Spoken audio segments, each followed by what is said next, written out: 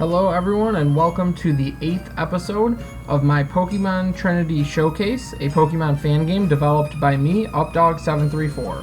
So in this episode, we are going, let me pull up the map, we are going to check out two different routes basically. So we're going to head up this way first to try to meet up with our dad in Centrico City.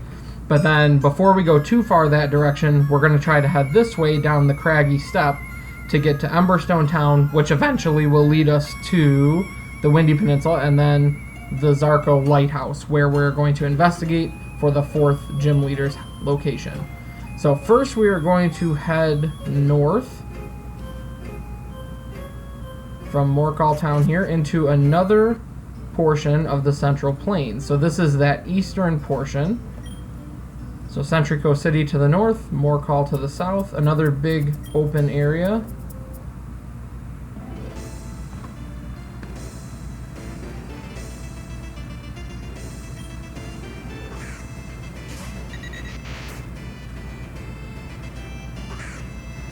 I don't know why it took me so long to realize this with Doduo, but the males have the black necks and then females have the like tan necks. I always wondered what the difference between them was. I don't know why it took me so long to realize that. I think it's always been like that ever since Pokemon had genders, which I think was Generation 2, maybe 3. Yeah, no, it must have been 2 because in 2 is when they first started the breeding mechanic and eggs. So yeah, it must have been Generation 2. But it's funny how you pick up on things later and then look back and realize it was like that all along.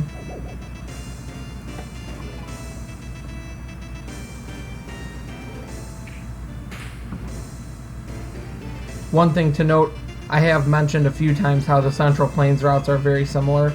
They even have the same background music as well. They do get a little bit monotonous in this part of the game. Something I may look into changing a little bit. I do like the concept of the Central Plains, how they are now. It's just I think it may get a little bit repetitive, especially during this portion of the game where you're kind of going in and out of multiple portions of the Central Plains. I was hoping to have enough time between each of the routes, but these three kind of feel close together. As I'm playing through it this time, I'm noticing that.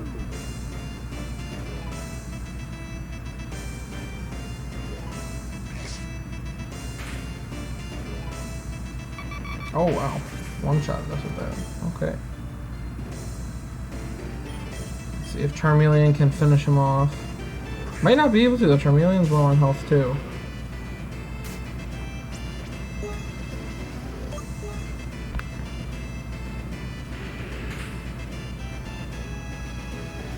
Just barely. Oh, that crunch is being pretty powerful against us. It's alright, we've got plenty. We'll still be able to knock him out.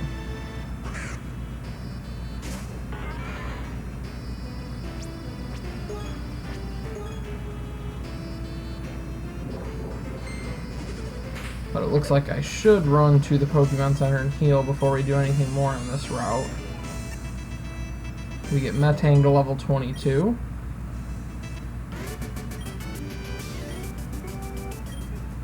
So before I started recording this video, I did a little bit of analyzing the team that we have right now. So I'm thinking, I like to try to look at type coverage and make sure of the 6 members of the final team, we have like the best type coverage we could have. It's pretty hard, I know it's possible, but it's pretty hard to have 100% type coverage where you have someone super effective on every other type. Well, it might not be possible solely with types. You may have to look into like somebody having a move that isn't of their type in order to cover all the different types that there are. But I think I have a pretty good idea of a plan going forward of like what types we need to look out for, and actually one specific Pokemon I'm going to look out for. I don't want to ruin that surprise yet because I don't think we're going to run into him in this episode, possibly the next one. But just some ideas I was thinking about. We could definitely benefit from an electric type because we still don't have anything against flying or water, so that would be kind of a way we could kill two birds with one stone. Another option is getting a fighting type, because we don't have anything good against normal or dark. Can't remember now. There was a benefit to getting a fairy type as well. Must be, I know it's good on dark.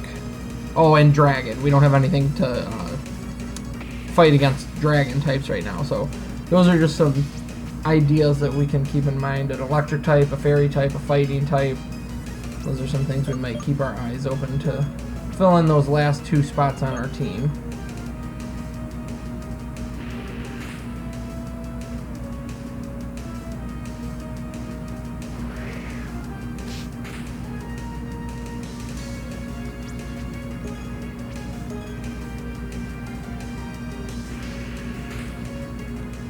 I definitely enjoy making the playthrough videos, but I think I'm really gonna like making videos or streaming or whatever I decide to do current development, like while I'm developing the game. I just think that's kind of originally what I wanted to do, but then I thought it would be difficult for people that don't really know the storyline up until the point that I've developed so far. So I thought this would be a good way to kind of catch people up to speed. But really what I wanted to do all along was development videos. I think it would be pretty cool to get into streaming for that, but I just don't have a huge following on Twitter or YouTube at this point. So that's something I feel like I want to increase my follower base before I try streaming. But I guess streaming could be a way to do that. We're good on Scary Face. We won't learn that.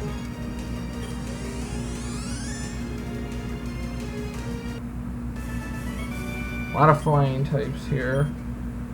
So Diglett hasn't been much help. Did we read this sign? Oh, this sign tells you about TMs. Which Luna kind of already told you about them, but that sign gives you a little more detail. And so here is a fisherman that says, well, well, well, look who it is. If it isn't the young trainer I taught fishing to back in Larkinge City. Is that old rod still reeling in some good Pokemon? Actually, we've never used it. Looks like you might be ready for the next big catch. So he upgrades you to the good rod. That is another type that I was thinking water could be beneficial too to get onto our team. A water type. Otherwise we don't have anything against ground, which can be a pretty common type. So we may use that good rod at some point. I believe this guy will battle us. Yep. So here's a good example. The one portion of the Central Plains had a river that cut through it. The one was kind of more rocky because it was by the stone quarry. This one's a little bit more open, and it has, or not really open, more wide, I guess, and it has like a pond and just some other features like that. So I'm going to take a risk here and see if Diglett can handle this.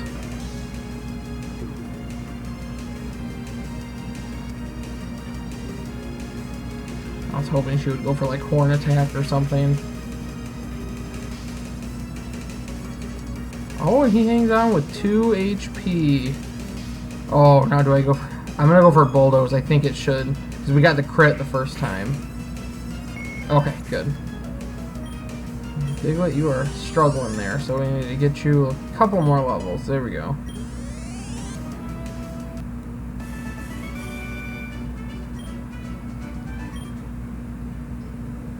Let's see what we have in the way of potions. 10 super potions, so we'll use 2 of those here so we don't have to run back to the center. Good stuff. Okay. Nothing down there.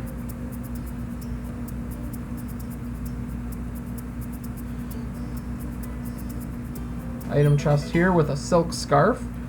So we'll actually probably give that to somebody. Let's see. Does anybody have normal type moves that we frequently use? He doesn't have any. We could give it to Charmeleon, just, yeah, that's really our only option. We don't really use Scratch much on him, so we'll just leave it in the bag for now. So here's a little alcove back here. And this guy says, hey kid, you think you're tough? Of course we do. Good answer. Always stand up for yourself. You want to really test your strength? I've got the perfect opportunity for you. Sure. You've got a fire in your belly. I like that. Alright, keep your head down and follow me through these trees. Welcome to the Battle Club. Before we go any further, you should know this. The first rule about Battle Club is you do not talk about Battle Club. If anybody has seen the movie, that is a Fight Club reference. Just a little joke, but he says no one knows we're back here in this little grotto, and we want to keep it that way. Our leader is Alexis. She's the tough chick with red hair. But in order to get to her, you'll have to battle your way through all of our members. Anyone who can reach Alexis is surely a skilled trainer. But if you want out, just talk to me. So you can go in and out of this place. It's basically kind of like Nugget Bridge in the original Kanto games, where there's just a path of trainers and then a really tough trainer at the end. The difference here is that I'm pretty sure you can beat these trainers pretty easily at this point in the game. They do get harder as you go through the path. There's 5 of them, I believe. But then you really won't be able to beat Alexis at this point because just her team is like way higher leveled. It's intended so that you beat these 5 and then come back. We'll actually hold out on this for now, though. Okay, so you need to know the password to get back in. He says the password you need is Ruby Red. You'll be smart to remember that. And then he lets you out. So we'll come back to the Battle Club in a little bit. Or we may do it in another video even.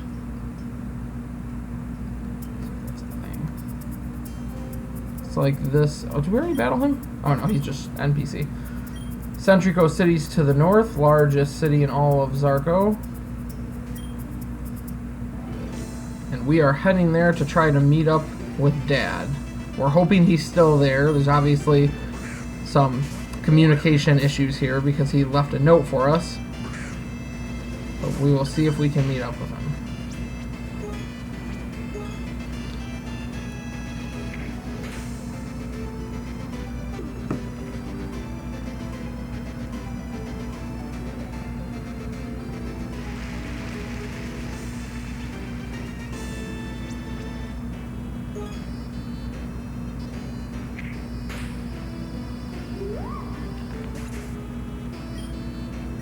So Diglett's got just 5 more levels until he will evolve.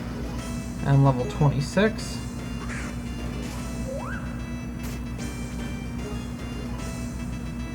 I really wish I liked normal types more. It feels hard for me to like them when their type is not even super effective on anything. And they have a weakness against fighting type. I know they can be pretty versatile, but I don't know. Like, I really like Minchino's design and Chinchino, if that's how you say it. I've always really liked their designs. He is just slapping the crap out of me. Jeez. Alright. Let's let Murkrow take the rest of this. A lot of cool designs with normal types, really, when I think about it. It's just I wish their type had better advantages. I guess the one thing they have going for them is usually they can learn like a wide variety of moves. So that's pretty good.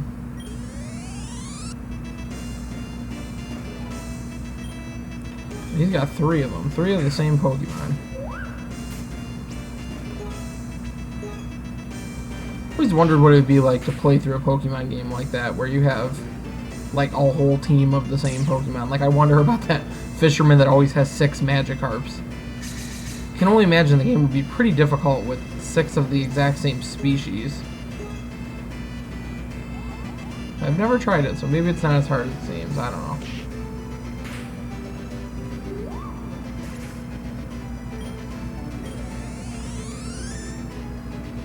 I did, before this video, I did sell some of the like treasure items we got. Like, we had 2 nuggets and a pearl from the ghost of Mr. Theodore. So I did have a little bit more money, so I did buy some revives.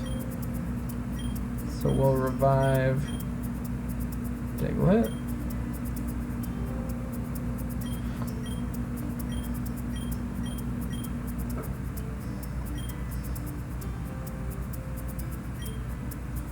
Okay. He's looking healthier. Let's battle this chick here. So she is, I believe, a black belt. Yes. Here's something interesting, I think, with developing fan games that I've noticed. A lot of times, and I may have spoken about this in previous videos, so I apologize if I have, but a lot of times in Pokemon games I noticed the like male and female equivalents aren't named the same thing. Yeah, I did, because I'm remembering now talking about campers and picnickers. But this is one that I really didn't like because, he hung on there. I'm gonna go for magnitude, hope for high magnitude. Alright, that might knock him out. But anyways, this is one I really didn't like because the male fighting type trainers were called black belts, but the females were only called, I think, Crush Girl or Battle Girl. And I really didn't like that because to me, why can't the female have a black belt also? So I just changed it so that they're both called black belts.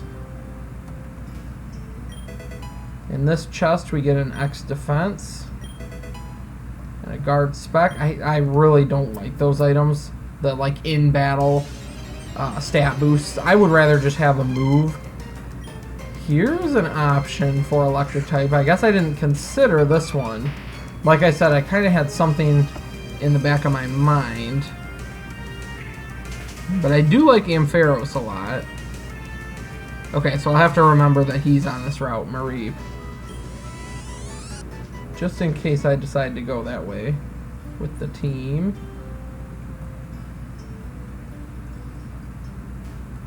I think this is the TM one. Yes, okay. Just double checking, making sure we know where we're at in this giant open area. Oh, I should probably give Diglett some kind of potion. He is struggling to stay healthy.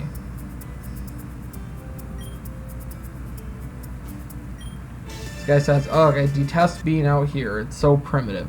So in a previous video, I had talked about these guys, how I renamed the gentlemen old chaps. These are the gentlemen now in Pokemon Trinity. They're basically like rich boys.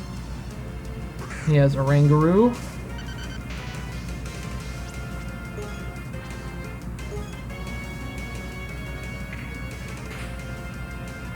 I think a lot of people liked Rangaroo and Passimian. At least I think they did. But I wasn't a huge fan of them. I think I like a Rangaroo a little bit better. What do we want to do here? Let's switch out to Murkrow, see if that'll work.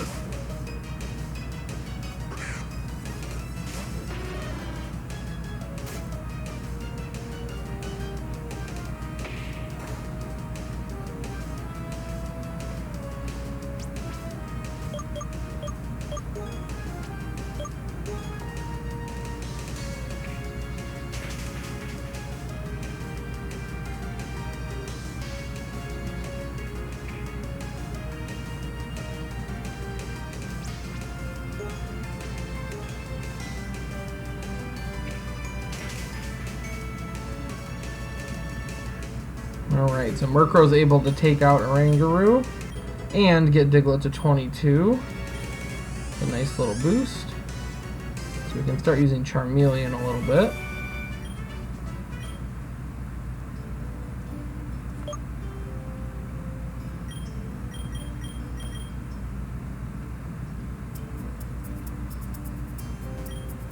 Why can't we go out there, Dad? It's too dangerous out in the open. Think about if all of a trainer's Pokemon fainted. They would be miles away from a Pokemon Center. It's better to just stay in the safe parts of the plains. This guy says, I work at the shopping mall in Centrico City. Right now I'm out here offering free samples to trainers. So that's pretty neat. We get some free items, 5 Pokeballs and 5 potions. So just like in other games, there is a shopping mall or like a bigger mart in Centrico. Here's something a little bit different on this route. So we have this guy on this raised plateau who says, come one, come all. Learn all about the powerful dragon type. You there, young trainer. Do you love Pokemon that roar with power? Pokemon that have immeasurable strength? Of course we do. Then you must love dragon types. If you can answer all of my questions correctly, I'll give you one-of-a-kind prize. So we are going to try, and I did make these questions kind of difficult. So how many different Dragon-type Pokemon were introduced in Generation 1? The correct answer is 3, because the only ones were Dratini, Dragonair, and Dragonite. Question 2, what non-legendary dragon has the highest base stat in attack? That would be Haxorus. Which type does not currently exist as a dual type with Dragon? That would be Bug. Because Dragon Fighting, you have Como-O, and Dragon Ice, you have Kyurem, the legendary. Dragon Bug would be a really cool typing, though, I think. Okay, which generation of Pokemon did not include a Dragon type as a pseudo-legendary? That would be Generation 2, because Tyranitar was Dark and Rock. And the last question, which generation included a Dragon-type trainer as a member of the Elite Four? There are a few, but of the options, the only one is 6, with Drasna from Kalos. So if you answer all those questions right, you get a Dragon Fang and a Dragon Scale. So if we take a peek at those items,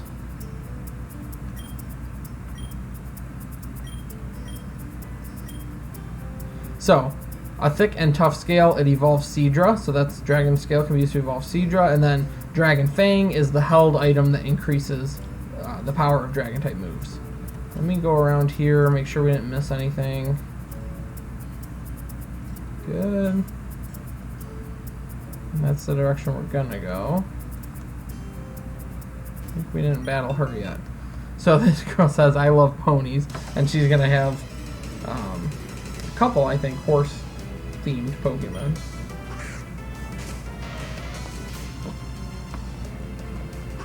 So of course, Ponyta, the classic horse Pokemon. Great design on Ponyta. I just really like that design. The fire mane, fire tail, and everything. Classic Gen 1 design.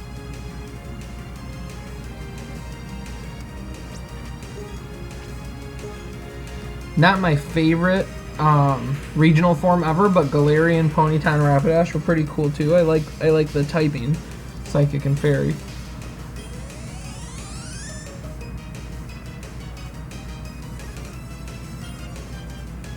Here we have Mudbray. Let's leave Charmeleon out. See if he can, or she can, take this Mudbray down with Dragon Rages.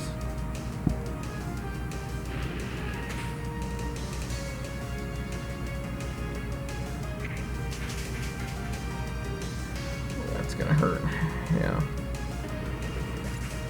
Alright, wasn't the smartest risk to take there. Let's bring out Metang.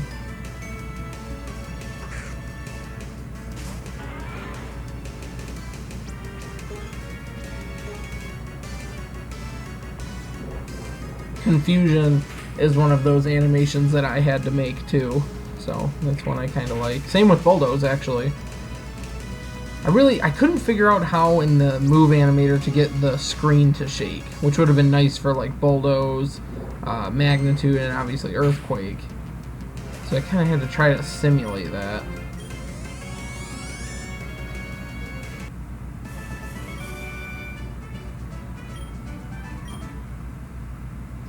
Alright. So I think she was the last one over here. Yeah, there's Battle Club entrance down to the right. In this item chest, we find another memory chip. So we're starting to collect a few of those. Trainer tips here.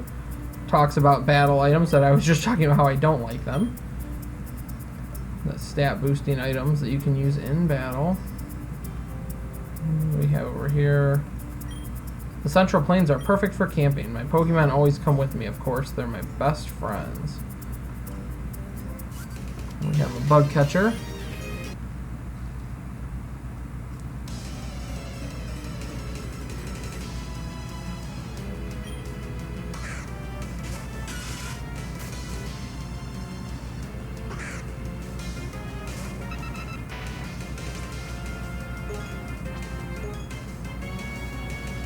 Venopede's always one of my favorite bug evolution lines. I just think Scolipede looks awesome.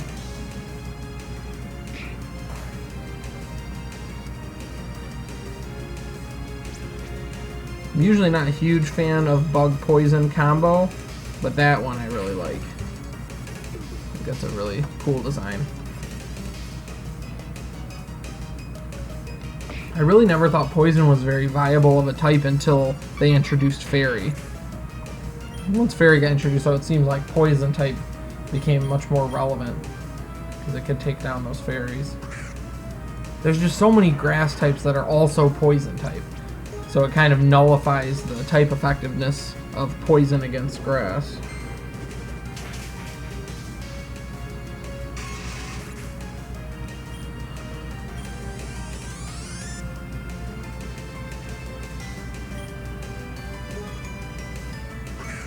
He has another bug poison.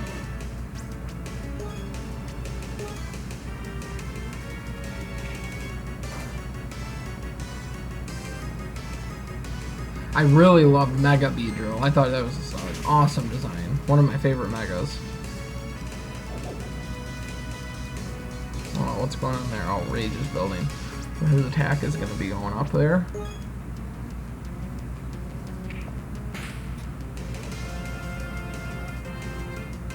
Whew. Crit on us.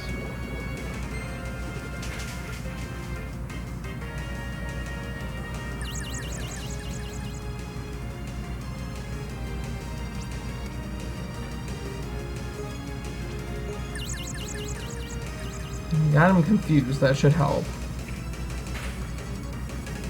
Very nice, and he takes himself out. Okay. Another level up for Metang. Trying to learn Pursuit, we're gonna pass. I think we're okay with his moves right now.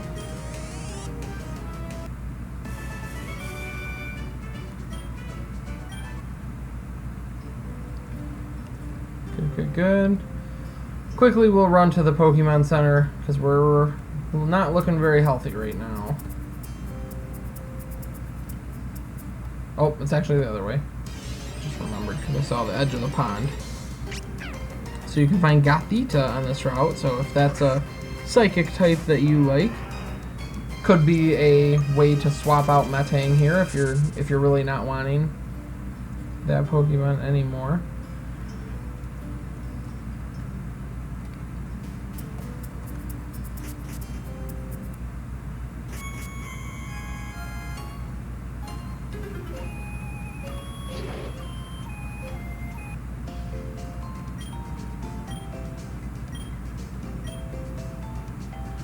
I've been playing a lot of Isle of Armor, the new DLC for Sword and Shield. Pretty big fan. I like the how everywhere is kind of a wild area. I think that's hopefully the direction that Game Freak will be taking Pokemon going forward. I mean, I like individual routes, but I just really like the open world kind of look. I think that's pretty neat. I think they should stick with that. Seems like a lot of fans like it too. So who knows?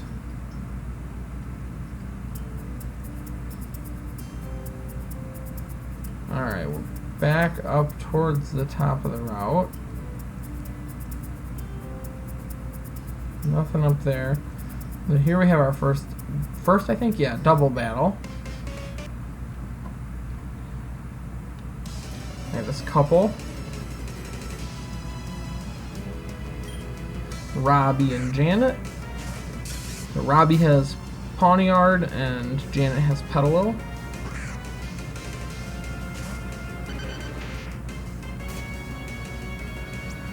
I always pronounced, I don't know why, but I always messed up and said Pawnaward originally, like as if, I don't know, I was like flipping letters around. And then, you know what, actually, I'm just thinking now, we should probably have Charmeleon attack Petalil. But then, I kind of realized, and I would call the second stage, what I call them, Bisharp. And then I kind of realized, well, wait a minute, they're named after chess pieces, so it's a pawn and a bishop, so you would pronounce it Pawniard and Bisharp, if I'm doing that right. I mean, I don't know if that's officially right, but it would make sense. Oh, I didn't know Bulldoze attacked Charmeleon too. I thought it was just the two on the opposite side of the battlefield. Sorry there.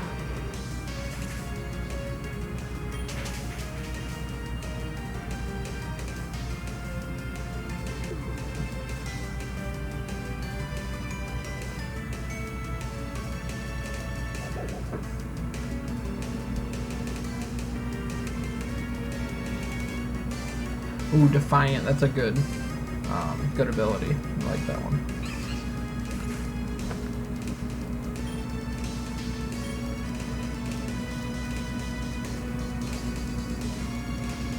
I do not have the strongest computer. Definitely not the best specs, so sometimes the game is a little bit slow, especially in instances like double battles and things like that, where there's a little bit more to load. I'd really like to get a new computer, one that's a lot quicker than this one. This one's pretty old.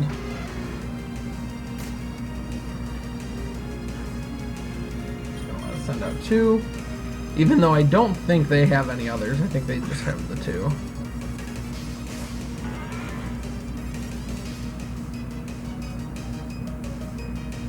Oh no, they do have more. That could present a problem. We may have to revive Diglett here. Okay, what are we going to do here? Let's do Nightshade, because we know it'll do that level damage. And then let's use Metang's Turn to revive Diglett.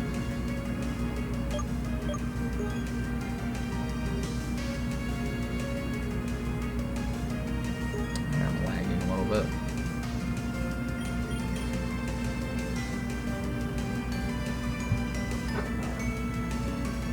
So I'll probably let this episode just be this portion of the Central Plains, because it's already past the 30-minute mark, so it's getting to be kind of my typical length for episodes. I was hoping to get to more, but this is the biggest portion of the Central Plains so far. The southern portion is kind of long, but this one's like long and tall, so ends up being a little bit bigger. And then I believe the northern portion is the longest of the portions. Man, that Pawniard is a lot stronger than I intended. Let's throw out Sentret to let Diglett heal up. Use Sentret's turn to give him a potion. Because ground should be 4 times on Lairon, which will be helpful. Oh no, we already used Revive.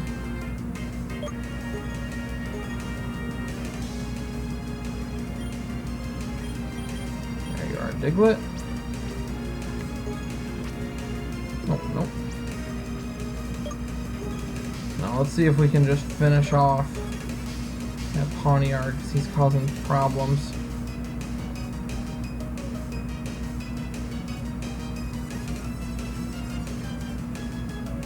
Jeez, my computer's really struggling with this episode, especially this battle. I need to look into more research on computers and know what to get to help fan game stuff run faster, or even just emulators or things like that run faster. Sentret's gonna get a ton of experience here. Wonder what level she's gonna make it, or he's gonna make it to. There's 6.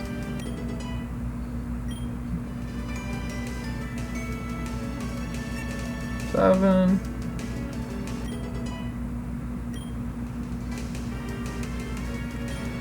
Sorry, Sentret, we're not going to waste the time teaching you moves.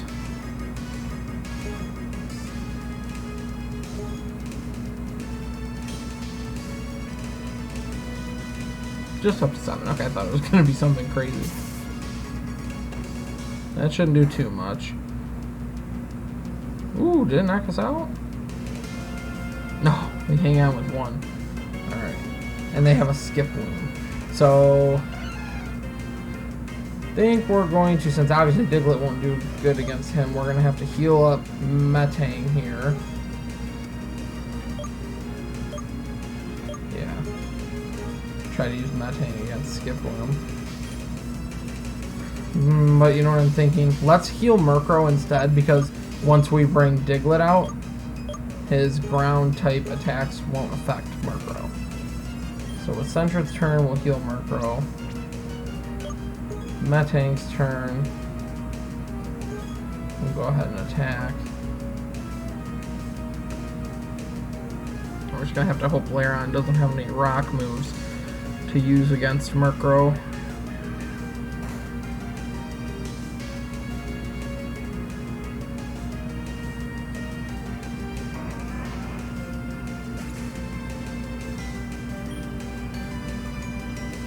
He does have a rock move. That's nerve-wracking. Of course, that's going to one-shot Sentret. So we have Murkrow and Diglett to try to finish this up. Just throw Diglett in first. No particular reason. Just feel like doing it that way.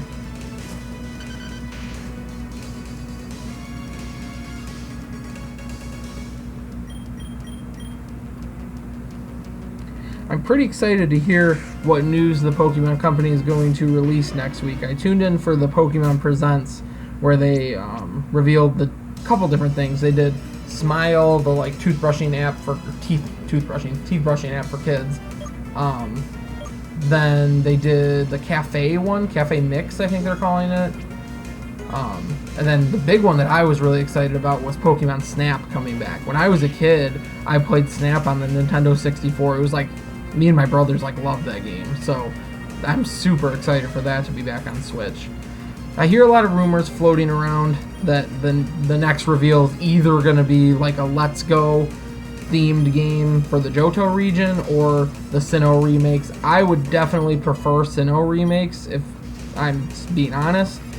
I think Let's Go, Pikachu, and Eevee were good, but I don't know. I just think while Gen 1 is like the classic, it's just so overdone. It's just, you know, how many Kanto games can we have playing through the same game? And Let's Go was literally just released, you know, what, a year or two ago, so it just seems so fresh. Why do another Let's Go themed game for Johto? I mean, it would be cool. I would still buy it and play it, but I just think it'd be neat to do Sinnoh. I think the reason that people think those are like the equally likely options are because Gen 4 is like in the hot spot for remakes, because it's like the oldest generation that hasn't gotten any remakes yet, but it's like getting pretty old at this point. So Gen 3, obviously you had Omega Ruby and Alpha Sapphire as remakes, and then that also had Fire Red and Leaf Green, which got remade again into the Let's Go games. So Sucker Punch, I don't really like that move, because maybe I should try it out though. Let's get rid of Sand Attack. We don't use it that much.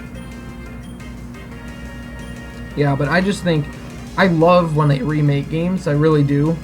But I'm not a huge fan of the Let's Go mechanics, how they tried to integrate Pokemon Go. I do play Pokemon Go a little bit, but I just think like Pokemon Go should be its thing, and then the main series games kind of use their tried and true mechanic.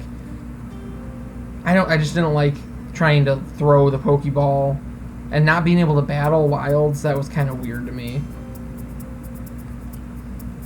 I say that, but I really did like the games. Trying to find our way back to Morkall Town to heal up. We may be done with the trainers on the route, but I just want to be sure, because we took quite a bit of damage from those guys.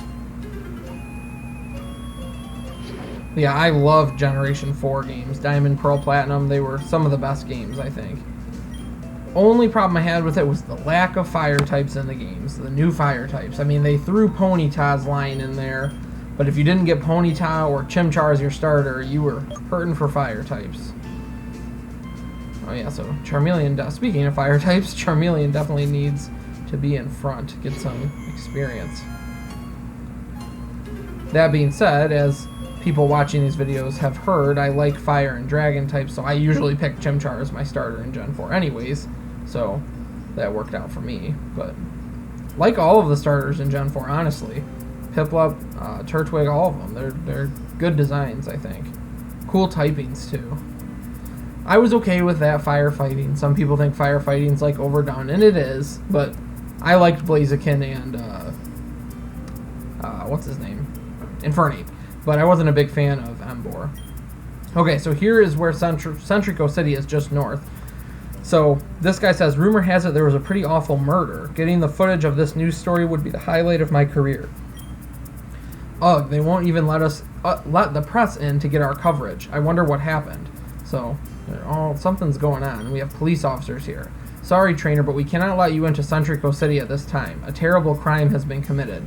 We need to give the detectives time to investigate. Hopefully we will catch the perpetrator soon. I think this guy says the same thing. So something is definitely up in Centrico City, and for now, we are blocked out. So this was kind of one of the reasons why you can do either part, but either part meaning going to Centrico City up this route or going towards Emberstone Town. But this is kind of to give you a little like blockade here. So we can't get into Centrico City, so we're going to be redirected and we're going to have to focus on the other portion of our objectives right now, trying to get down here and finding out if there's a gym leader at this lighthouse and see what's going on. So Elliot mentioned there was one of the Zodiac sisters coming in and out of the place, which seems kind of suspicious. So this video, I think, has gone on long enough. I apologize if this one was a little bit boring. It was kind of just another Central Plains route, but it is a bigger route, so it took a little while to get through.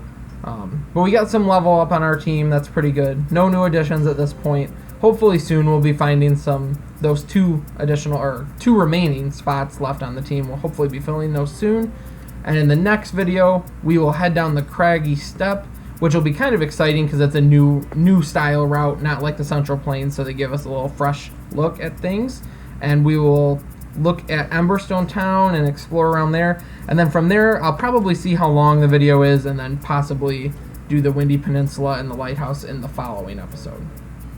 So as always, if you're enjoying Pokemon Trinity, I really would appreciate it if you gave the video a like, left a comment. Definitely follow and subscribe if you want to watch the rest of it, and if you're excited to see some videos of me developing the game and talking about different fan game development tips that I've learned along the way. Follow me on Twitter for sure for the daily updates of videos and just other Pokemon things that I will tweet or retweet. Other than that, I think that'll wrap up this video, and I'll see everybody in the next one.